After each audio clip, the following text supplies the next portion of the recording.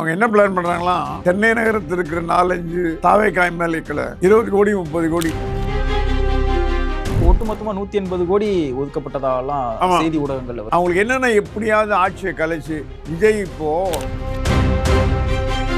நீங்க என்னமோ நினைக்கிறீங்க 6 மாதமாக தான் திமுக அதிமுகக்குள்ள ஒரு அண்டர்ஸ்டாண்டிங் இருக்குது. எனக்கு தெரிஞ்சு ஜெயலலிதா அம்மையார் இறந்த பிறகு திமுக அதிமுகக்குள்ள ஒரு ஒற்றுமை வந்துருச்சு. கூடிய விரைவில் ஒரு 5-6 அமைச்சர்கள் கைதாவார்கள்.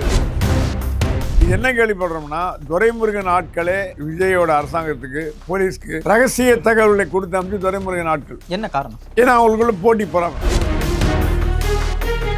ஆனா அனிதா ராதாகிருஷ்ணன் தான் தாவேகா அரசாங்கத்தை கவுக்கிறதுல முதல் ஆளா செயல்படுறார்.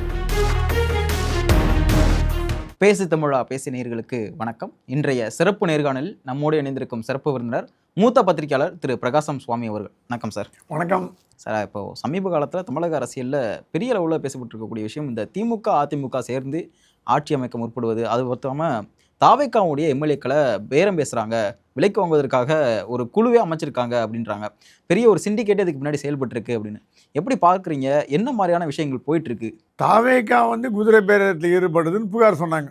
ஓகே. அதிமுகலேருந்து விஜயபாஸ்கர் எடுத்தாங்க, வாஷிங் மிஷின் அப்படிலாம் ஒரு புகார் பட்டியலில் வாசித்தாங்க. விஜய்க்கு அவர் ஆட்சியை தக்க வைக்கிறதுக்கு என்ன பண்ணமோ அது பண்ண வேண்டியது அவருடைய ஜனநாயக கடமை. அதில் ஒன்றும் குறை சொல்ல முடியாது. அவர் ஆட்சியை நிலைத்து நிற்கணும்னு அவர் ஆசைப்படுறதுலையும் எந்த தப்பும் கிடையாது. ஏன்னா அவர் தமிழ்நாட்டு முதலமைச்சர், ஒரு 5 ஆண்டு காலம் நல்ல சிரமமான ஆட்சியை கொடுக்கணும்னு நினைக்கிறார். விஜய் குறுக்கு வழியில் ஆட்சி வரல. மக்களால் தேர்ந்தெடுக்கப்பட்டவர். கொஞ்சம் மைனாரிட்டியாக இருந்தது, கொஞ்சம் மெஜாரிட்டி கம்மியாக இருந்தது. அது சரியாயிடுச்சு. கூட்டணி கட்சிகள் என்பது இந்தியாவுக்கு புதிதல்ல. இந்திரா காந்திக்கு பிறகு நிறையா கூட்டணி கட்சிகள் பார்த்தோம். மத்திய அரசாங்கத்தில் ஐக்கிய குஜரால், விபி சிங், மொரார்ஜி தேசாய் கூட்டணி பார்த்துருக்கோம்.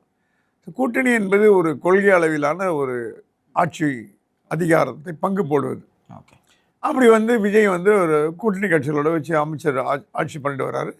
இப்போது 6 மாநிலங்கள் 6 சட்டசபை தேர்தலில் இடைத்தேர்தலில் ஜெயிச்சிட்டாங்கன்னா இன்னும் கொஞ்சம் வலுவாயிடுவார். இது விஜய் வலுவாக கூடாது என்று எண்ணுவது திமுக மட்டுமல்ல, அதிமுக கூட தான். யாரெல்லாம் இதற்கு பின்னாடி இருந்து? சில பேர் சொல்கிறாங்க ஸ்டாலினோட மறைமுக ஆதரவு இருக்குன்னு. அவங்க என்ன பிளான் பண்ணுறாங்களாம், சென்னை நகரத்தில் இருக்கிற 4-5 தாவேகா எம்எல்ஏக்களை 20 கோடி 30 கோடி சரி, தாவேகா எம்எல்ஏக்கெல்லாம் நடுத்தர குடும்பத்தை சேர்ந்தவங்க. அவங்க ஏன் அரசியலுக்கு வந்தாங்கன்னா, விஜய் என்ற ஒரே புள்ளிக்கோசம் அரசியலுக்கு வந்தாங்க. வேறு எந்த காரணமும் கிடையாது. விஜயால் ஈர்க்கப்பட்டு அரசியலுக்கு வந்தவர்கள். பெரும் பணம் சுமந்தார்கள் இல்லை.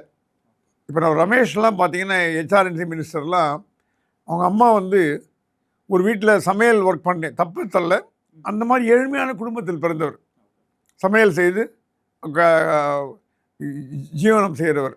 அந்த மாதிரி பல எம்எல்ஏக்கள் நடுத்தர வர்க்கத்துக்கு கீழ் உள்ள ஒரு வர்க்கத்தை சேர்ந்தவங்க. அவங்களுக்கு லட்சக்கணக்கான பணம்லாம் பார்க்குறதுங்கிற அரிதான காரியம். தாவேகா எம்எல்ஏக்கள் பணத்துக்கோசரம் ஆட்சிக்கு வரல, பணம் சம்பாதிக்க ஆட்சிக்கு வரல. விஜய் என்ற ஒரு ஒத்த புள்ளியில் வந்திருக்காங்க. விஜய் தான் அவங்களுக்கு ஒட்டுமொத்தமாக 180 கோடி ஒதுக்கப்பட்டதாலாம் செய்தி ஊடகங்கள்ல. அவங்களுக்கு என்னென்ன எப்படியாவது ஆட்சியை கலைச்சு விஜய் விஜய் என்ன நினைச்சாங்க, விஜய் ஏதோ ஒருவர் ஆட்சி பண்ணுவார் அப்படின்னு நினைச்சாங்க. விஜய் நாளுக்கு நாள் ஸ்ட்ராங்காக போகிறது அவங்களுக்கு கண்ணை உறுத்துது. ரொம்ப ஒரு சாட்டையை கையில் எடுத்துட்டார் விஜய். எங்கே லஞ்ச லாவணி ஊழல் எல்லாம் ஒழிக்க ஆரம்பிச்சிட்டாரு. பத்திரப்பதிவு துறையெல்லாம் இப்போ 10 பைசா வாங்குறது இல்லை. என்னோட நண்பர் நேற்று போய் போன வாரம் ஒரு வீடு ரிஜிஸ்டர் பண்ணிட்டு வந்தார். அவர் கவர் கொடுத்த போது சப் ரிஜிஸ்டர் ஆஃபீஸ் வேணான்ட்டாங்க. ஐயா வேணாம், நீங்கள் பயமாக இருக்கு, நீங்கள் எடுத்துங்க, ஒரு ஸ்வீட் பேக்கெட் மட்டும் கொடுங்க போதும், வேறு ஒன்றுமே வேண்டாம் அப்படின்ட்டான். அவர் சொன்னால் நம்ம ஊரில் தமிழ்நாட்டில் பத்திரப்பதிவு துறையில் பணம் வாங்காமல் நடக்குதா அப்படின்ற ஒரு நிலைமை வந்திருக்கு. இது என்ன ஆகி போயிடுதுன்னா, இந்த மாதிரி திங்க் பண்ணலாம். திமுக அதிமுகவுக்கு இதே நிலை தொடர்ந்தால் தாவேகா மக்கள் மத்தியில் செல்வாக்கு பெற்றுவிடும், பாப்புலாரிட்டி அதிகமாகிடும். செல்வாக்கு ஒரு அரசாங்கத்துக்கு வந்ததுன்னா அந்த அரசாங்கத்தை அசைக்க முடியும். எப்படி எம்ஜிஆர் கவர்மெண்ட் செல்வாக்கு இருந்தது, அசைக்க முடியல 10 வருஷம். அந்த மாதிரி ஆயிடுச்சுன்னா திமுக அதிமுக 2 கதையும் கந்தலாயிடும். அடுத்த தேர்தலில் ஜெயிக்க முடியாது. அதற்குள்ளே ஏதாவது பண்ணி, அதனால தான் 2 மாதம் தாங்காது, 3 மாதம் தாங்காது, 1 மாதம் தாங்காது, 1.5 மாதம் தாங்காது, 3/4 மாதம் தாங்காதுன்னு விடுற ஸ்டேட்மெண்ட் எல்லாமே எதுக்குன்னா, எப்படியாவது விஜயை வீட்டுக்கு அனுப்பிச்சிட்டு ஏதாவது ஒரு ஆட்சி பண்ணணும். ஓகே. எனக்கு இதில் ஒரு 2, 3 கேள்விகள் கேளுங்க. இருக்கு. முதலாவதா பார்த்தோம் அப்படின்னா, சாட்டை சுழற்ற ஆரம்பிச்சிட்டாரு அப்படின்னு நீங்க சொன்னீங்க. ஆனால் விஜயோடைய பெரிய அளவுல தாக்குதல் எல்லாமே வந்து திமுகவை நோக்கியே தான் இருக்கு. பெருசா அதிமுகவில் இருக்கக்கூடிய நபர்கள் மீது பெரிய அளவுல விமர்சனம் வைக்காமையே கடந்து போறாரா விஜய் அவர்கள்? பெருசா அதிமுகவுடைய முன்னாள் அமைச்சர்கள் மீது எந்த விதமான நடவடிக்கையுமே எடுக்காத மாதிரி தானே இருக்கு. ஏன்னா இவங்கள நோக்கி தான் ஊழல் ஊழல் கட்சி, அந்த கட்சி எல்லாமே சொல்றத பார்க்க முடியுது.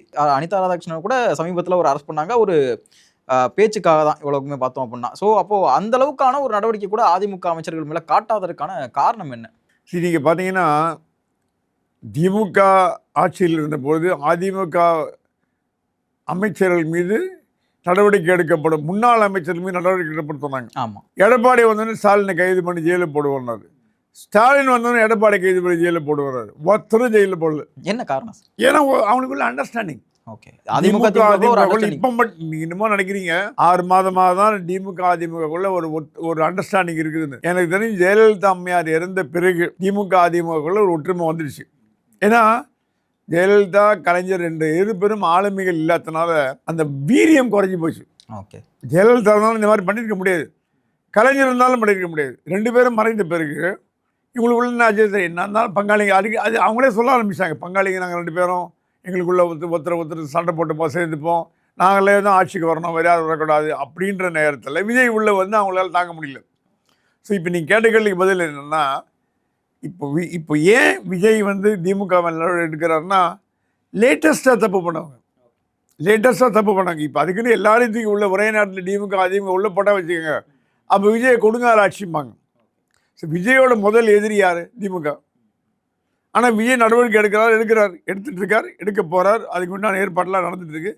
ஒரு அரசியல் நடவடிக்கை என்பது பழிவாங்கும் நடவடிக்கையாக இருக்கக்கூடாதுன்ற ஒரு சட்டம். பழிவாங்க நடவடிக்கை கூடாது. விஜய் எல்லாரையும் நாளைக்கு அதால் விஜய் மனசு வச்சாலும் 25 எம்எல்ஏ 25 மதுரை உள்ளதுக்கு போட்டலாம். இது என்ன ஆகும்? சிம்பத்தி கிரியேட் ஆகும், பச்சாதாபம் வரும். என்னப்பா விஜய் வந்து எல்லா அமைச்சரும் ஜெயிலில் போட்டாங்களாப்பா, என்னப்பா அது என்ன அரசாங்கம் அப்படின்னு கோபம் வந்துடும். அதனால் முள்ளுமேல் நடக்கிற மாதிரி தப்பு செய்தவங்களையும் தண்டிக்கணும், அதே நேரத்தில் நம்ம வந்து ஒரு தாந்தோண்டித்தனமாக நடக்கக்கூடாதுன்னு ப்ரூவ் பண்ணவங்கனால அவசரப்படாமல் போடல. விஜய் எப்பவுமே slow and study win the race மாதிரி அமைதியாக பண்ணுறாரு. கூடிய விரைவில் ஒரு 5-6 அமைச்சர்கள் கைதாவார்கள். அதனுடைய தொடக்கம் தான் ஏவாவேலு அவர்கள் மீது வந்து வழக்கு பதிவு பண்ணியிருக்காங்க. ஏவாவேலு வந்து செந்தில் கணரை காணன்னு சொன்ன மாதிரி கட்டாமையே பில் போட்டார்.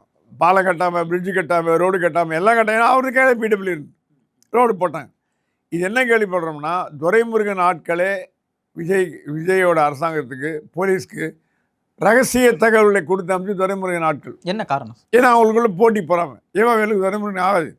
ஏன்னா துரைமுருகன் வந்து பொதுப்பணித்துறை அமைச்சராக வந்திருக்க வேண்டியது, ஏவாவேலுக்கு போனது இவருக்கு பிடிக்கல. ஸோ அவர் டிபார்ட்மெண்ட்டில் ஆளுங்களை வச்சு டீட்டெயில் கலெக்ட் பண்ணிட்டார், போட்டு கொடுத்து கவர்மெண்ட்டில் போட்டு கொடுத்தார். கவர்மெண்ட்டுக்கு யார் கொடுத்தா என்ன? அவங்களுக்கு நியூஸ் தானே. அதில் அந்த செய்தியில் நம்பகத்தன்மைன்னா ஆக்ஷன் எடுக்க போகிறாங்க. ஸோ திமுகக்குள்ளே குழப்பம் ஆகிடுது. ஏவாவேலு பெரிய சாம்ராஜ்யமே நடத்துகிறார். அவர் திமுகவோட கோட்டையோட தளபதியாக இருக்கார். கேனர்லாம் ஒன்றுமே அந்த அளவுக்கு வந்து. ஏவாவேலு குறித்து பேசும்பொழுது ஏவாவேலு அவர்களுடைய ஒரு சிண்டிகேட், ஒரு கார்ட்டல் அமைப்பு போல கரூரில் ஒரு பெரிய சாம்ராஜ்யமே வச்சிருந்தாரு ஏவாவேலு அவர்கள். அதற்கு செந்தில் பாலாஜி அவர்களுமே உடந்தையாக இருந்தார்லாம் சொல்லப்படுது. இல்லை, இவங்களுக்குள்ள அப்பப்போ சண்டை போட்டுப்பாங்க, அப்பப்போ ஒன்றா சேர்ந்துருவாங்க. செந்தில் பாலாஜிக்கும் கேனருக்கும் ஆகுது, அன்பில் மகேஷ் பழையபடிக்கும் கேனருக்கும் ஆகுது, ஏவாவேலுக்கும் துரைமுருகனுக்கும் ஆகுது. இந்த மாதிரி ஒரு உட்கட்சி போகிற வெளியில் திருச்சி தோளில் கை போட்டு பேசுவாங்க, உள்ளுக்குள்ள பகைமை பாராட்டுவாங்க. இப்போ ஏவாவேலு வெளிநாட்டில் போய் ஆஸ்பத்திரியில் அனுமதி ஆகிட்டார். சரி, நீங்கள் ஒன்று வேணாம், அமெரிக்காவில் போய் உடம்பு சரியில்லைன்னு படுத்திங்கன்னா நீங்கள் 10 லட்சம் ரூபா கொடுத்தீங்கன்னா உங்களை அட்மிட் பண்ணிடுவோம் ஆஸ்பத்திரியில். அவன் என்னன்னு கேட்க மாட்டான், எனக்கு ஐ வாண்ட் ரெஸ்ட் அப்படின்னு அட்மிட் பண்ணிடுவான். அமெரிக்கா வந்து உங்களுக்கு இந்தியா கட்டுப்படாத நாட்டு. நான் அமெரிக்கான ஒரு உதாரணத்தை சொல்கிறேன். அமெரிக்காவோ, சிங்கப்பூரோ, மலேசியாவோ, ஆஸ்திரேலியாவோ ஒரு நோயாளியை வந்து ஏதாவது ஏவாவேலுக்கு 60 வயசு ஆச்சு, ஏதாவது நோய் இருக்கும், ஒரு பிபி இருக்கும், ஒரு சுகர் இருக்கும், ஒரு டயபெட்டிக் ஏதாவது இருக்கும், அதை காரணமாக வச்சு அட்மிட் ஆகிட்டு ப்ரொலாங்டாக இப்போ சென்னையிலே அப்படி தான் நடக்கிறது. பெரிய ஆஸ்பத்திரிலாம் நீங்கள் 15 நாள் தங்கினீங்கன்னா ஒரு 10 லட்சம் கொடுத்தீங்கன்னா அவங்களுக்கு வருமானம் வருது. 15 நாள் இருக்க வச்சுட்டு போவோம். அதே மாதிரி வேலு அவர்கள் சிங்கப்பூரில் பணத்தை கட்டி டாலரில் கட்டி அங்கே 15 நாள் 20 நாள் ரெஸ்ட் எடுத்துட்டு அதுக்குள்ளே என்ன நடக்குது, ஆன்டிசிபேட்டரி பெயில் வாங்குறதுக்கு முயற்சி எடுக்கிறாரோன்ற என்ன வருது. ஆனால் அவர் எப்படி தப்பி போனார் என்பது கேள்வி. அதை நான் கேக் பண்ண வரைக்கும் ரெட் கார்னர் அலர்ட் என்று ஒன்று இருந்தால்தான் வெளிநாட்டுக்கு போவதை தடுக்க முடியும். வேலு மீது ரெட் கார்னர் அலர்ட் இல்லை, வழக்கு இருந்தால் போகலாம். இப்போ கார்த்தி சிதம்பரம் மேலே வழக்கு இருக்குது, வெளிநாட்டுக்கு போயிட்டு வர்றாரு, அது ஒன்றும் தப்பு கிடையாது. 2G வழக்கு அந்த மாதிரி, ராஜா போயிட்டு வந்தாங்க, அந்த மாதிரி இருக்குது. ஸோ ஏவா வேலு வெளிநாட்டுக்கு போனது சட்டப்பூர்வமாக தான் போயிருக்காரு, இல்லீகல் தப்பாக போல. ஆனால் ரெட் கார்னர் இல்லாததுனால அவர் போயிட்டார். இப்போ வெளிநாட்டில் இருந்து அவரை கொண்டு வரதுக்கு உண்டான ஏற்பாடுகளை மத்திய அரசாங்கம் மாநில அரசாங்கம் செய்யுமான்னு நம்ம பார்க்கணும். சமூக வலைதளங்களில் நிறைய பேர் வைக்கக்கூடிய கேள்வி என்னன்னா, அவர்கிட்டே வந்து இங்கே அருணை காலேஜ் இருக்குது, இங்கேயே அவருக்கான மருத்துவமனைலாம் இருக்குது. ஸோ எதற்காக சிங்கப்பூர் வரைக்கும் போகணும், என்ன ரீசன்? அதற்கு பின்னாடி வேறு எதற்கான காரணங்கள் இருக்கா? சிங்கப்பூர் சென்று ட்ரீட்மெண்ட் இருக்கிறதுங்கிறது வந்து இப்போது சென்னையில் மருத்துவமனையில் அப்போலோவில் கூட படுத்துக்கலாம், காவேரியில் படுத்துக்கலாம். காவேரி வந்து அவங்களுக்கு வேண்டிய ஹாஸ்பிட்டல். ஒருவேளை கைதாகும் அப்படிங்கிற மாதிரியான விஷயம். இப்போ சென்னையிலையோ நீங்கள் மதுரையிலையோ இல்லை திருவண்ணாமலையோ ஒரு மருத்துவமனையில் இருந்தீங்கன்னா தமிழக போலீஸார் கைது பண்ணுறது ஈஸி. சிங்கப்பூரில் போய் நீங்கள் படுத்துட்டிங்கன்னா கைது பண்ணுறது கஷ்டம். அதுக்கு உண்டான சட்ட நடவடிக்கைகள்லாம் மத்திய அரசாங்கத்து ஃபாரின் அஃபேர்ஸ் மினிஸ்ட்ரியிலேருந்து போயிட்டு எக்ஸ்டர்னல் அஃபேர்ஸ் மினிஸ்ட்ரி, ஹோம் மினிஸ்ட்ரியில் போயிட்டு வரணும். இப்போது விஜய் மல்லையா என்னாச்சு, மெகுல் சோஸ்கி என்னாச்சு, நிரவ் மோடி என்னாச்சு, இவங்கெல்லாம் வெளிநாட்டில் தப்பிச்சிருக்காங்க. அவங்க ஒன்றும் பண்ண முடியல அரசாங்கத்தால். விஜய் மல்லையாவை தலைகீழாக நின்று பார்க்குது 10 வருஷமாக நம்ம கவர்மெண்ட்டு, மத்திய அரசாங்கம் ஒன்றும் பண்ண முடியல. அந்த மாதிரி ஏவாவில் தப்பிச்சு போயிட்டாரா இல்லையாங்கிறது நம்ம இப்போ இவ்வளோ சீக்கிரம் சொல்ல முடியாது. இவ்வளோ டூ ஏர்லி டு சே ஏவாவில் தப்பிச்சு போயிட்டாருன்னு சொல்ல முடியாது. அவர் போயிருக்கலாம், உடம்பு சரியில்லாமல் இருக்கலாம், ட்ரீட்மெண்ட் எடுத்துக்கலாம், நமக்கு என்ன நடந்ததுன்னு தெரியாமல் பேச முடியாது. ஆனால் வாய்ப்புகள் அதிகம்.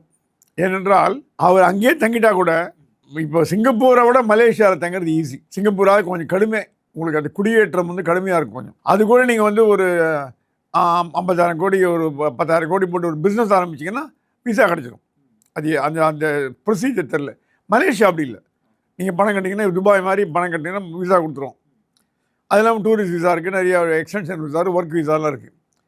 அந்த மாதிரி ஒரு விசா வாங்கிட்டு தங்கிட்டு இருந்தோன்னா அப்போ வந்து மத்திய அரசாங்கமோ மாநில அரசாங்கம் அவர் கைது செய்வதற்கு மிகவும் கஷ்டப்பட வேண்டியிருக்கும், சுலபமாக நடக்காது. ஆனால் அவர் செய்வாரா இல்லையாங்கிறது நமக்கு தெரியாது. அவருக்கு குடும்பம் இருக்குது, ப்ராப்பர்ட்டி இருக்குது, வீடு இருக்குது, மனைவி இருக்காங்க, எல்லாம் இருக்காங்க. ஆகவே இதுக்கு மத்திய அரசாங்கம் என்ன செய்ய போகிறது? இது உடனடியாக இருக்குமா இல்லை நடவடிக்கை எடுக்குமா? இப்போது ஒரு அமைச்சர் தப்பிச்சு போயிட்டாருன்னா தமிழ்நாடு அரசு நடவடிக்கை எடுக்க முடியாது. ஏன்னா வெளிநாட்டு சமாச்சாரம், எக்ஸ்டர்னல் அஃபேர்ஸ், ஒரு நாடு இன்னொரு நாடு சார்ந்த விஷயங்கள் வந்து ராஜ்ய உறவு. இப்போ தமிழ்நாடு கவர்மெண்ட் வந்து சிங்கப்பூர் எழுத முடியாது. மத்திய அரசாங்கத்துக்கு எழுதி மத்திய அரசாங்கம் தான் அவர் எக்ஸ்ட்ராடேஷன் பண்ண சொல்லி நாடு கடத்த சொல்லி போட முடியும். அப்போ மத்திய அரசாங்கம் என்ன நடவடிக்கை எடுக்க போகிறது? திமுகவோட தயவு தேவைப்பட்டு 30 எம்பிகள் தேவைப்படுறதா இருந்தால் சாஃப்ட் ப்ளே பண்ணுமா, தாவாக்காக எதிராக போகுமா அப்படிங்கிற கேள்வியெல்லாம் இப்போ. ஓகே, இது ஒரு புறம் இருந்தாலும் ஸ்டாலின் அவர்களுடைய இந்த பயணம் அப்படிங்கிறது, வெளிநாட்டு பயணம் அப்படிங்கிறது பல்வேறு காரணங்கள் சொல்லப்பட்டாலும் ஒரு அரசியல் கண்ணோட்டத்தோடய பார்க்குறாங்க. ஸோ நிறைய, ஏன்னா இங்கே ஆல்ரெடி அவங்களுடைய முன்னாள் அமைச்சர்கள் மீது ரைடு வழக்குகள் இப்படி தொடர்ச்சியாக போயிட்டு இருக்கும்போது ஸ்டாலின் அவர்களுடைய அந்த வெளிநாட்டு பயணத்தை எப்படி எடுத்துக்கிறது? கலைஞர் இருந்தார்னா இந்த மாதிரி போயிருக்க மாட்டார். கலைஞர் வந்து தீவிரமாக போராட்டம் நடக்கும்போது தான் தீவிரமாக இருப்பார். இது வந்து ஸ்டாலின் வந்து இந்த மாதிரி ஒரு கட்சியில் ஒரு கலக்கம் வருது, கலவரம் வருது, செந்தில் பாலாஜி அவர் பிரதர்லாம் வந்து ப்ராப்ளமாக இருக்குது அப்படின்ற பொழுது கூட இருந்து தோல் கொடுக்கணுமே தவிர, அவருக்கு உடம்பு சரியில்லாமல் ட்ரீட்மெண்ட் போயிருக்கலாம், நமக்கு தெரியாது.